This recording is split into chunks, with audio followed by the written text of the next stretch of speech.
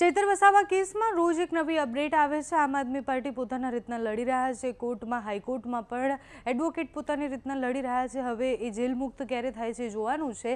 આજે કોર્ટમાં સુનાવણી હતી પરંતુ ફરીથી તારીખ પડી છે। હવે આગામી એક દિવસમાં એટલે કે કાલે કાં તો પરમ દિવસે એ સુનાવણી થવાની છે અને કોર્ટમાં જેટલા વકીલો ચૈતર વસાવાના છે એમના જે વકીલ છે એમને એવું કહેવું છે કે હવે અમે જલ્દી એ સુનાવણી થાય તો શકુંતલાબેનથી લઈને બીજા જેટલા પણ આરોપી છે એ બધાને જેલ મુક્ત કરવા માટે કાર્યવાહી કરી રહ્યા છીએ।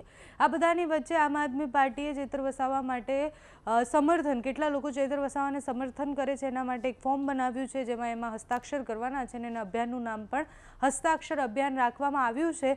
પહેલા 1 લાખ લોકોને ભેગા કરવાની વાત શું છે અને કેટલા સમર્થકો ભેગા થવાના છે એની વાત કરીએ। ચૈતર વસાવા સમર્થનમાં હસ્તાક્ષર અભિયાન। ભાજપે પોતાના તંત્રનો દુરુપયોગ કરી અને ચૈતર વસાવાને જેલમાં ધકેલી દીધા છે। ચૈતર વસાવા હંમેશા સામાન્ય લોકોના હક માટે લડતા રહ્યા છે। આજે ચૈતર વસાવાની સાથે મજબૂતાઈથી ઊભું રહેવાનો સમય આવ્યો છે। 20/7/2026 સોમવારના રોજ ડેડિયાપાડા વિધાનસભા વિસ્તારમાં મતદાર તથા આદિવાસી સમાજના હિત અને એમના બંધારણીય અધિકારોનું રક્ષણ માટે લોકશાહી પદ્ધતિથી 1 લાખથી વધુ મતોથી ચૂંટાયેલા ધારાસભ્ય ચૈતર વસાવાને ન્યાય મળે તે હેતુથી નર્મદા જિલ્લાના 1 લાખથી વધુ નાગરિકોના હસ્તાક્ષરો સાથે પ્રચંડ જન સમર્થન રજૂ કરવામાં આવશે।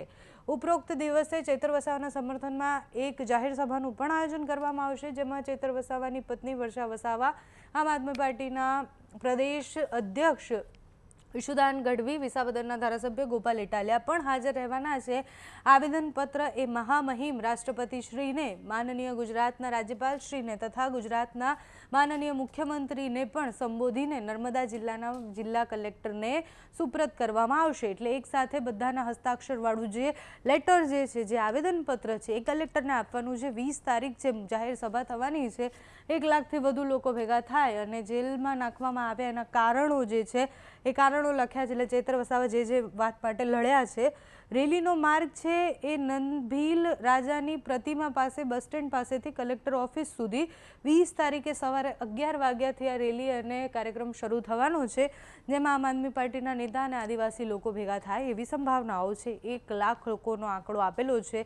હવે એમાંથી કેટલા ચૈતર વસાવાને સમર્થન કરે છે જોવાનું રહ્યું। પણ જો 1 લાખ લોકો ચૈતર વસાવાના સમર્થનમાં ભેગા થાય છે, એનાથી અડધા પણ થાય છે તો પણ ડેડિયાપાડા અને એની આસપાસનું ચિત્ર બદલાશે। રાજકીય ચિત્ર પણ અત્યારે બદલાઈ રહ્યું છે। ચૈતર વસાવાની છબી અને બધા ઉપર આ કેસ અને આ કેસ પછી એ જે જેલમાં ગયા છે એના પછી જેલ મુક્ત થાય છે કે પછી સુરંગ ભારતીય જનતા પાર્ટીમાં નીકળે છે એ બધું જોવાનું રહ્યું। અત્યારે તો 1 લાખ લોકો ચૈતર વસાવાના સમર્થનમાં આવે છે કે કેમ એ મોટો પ્રશ્ન છે।